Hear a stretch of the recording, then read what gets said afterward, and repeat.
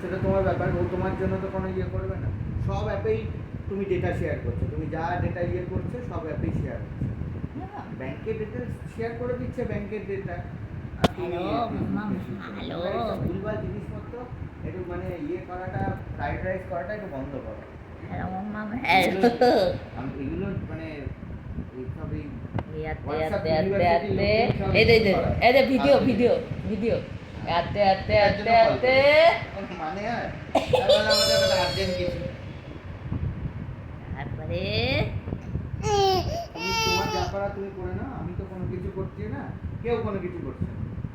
আতে আতে আতে আতে কেউ কোনো কিছু করে না।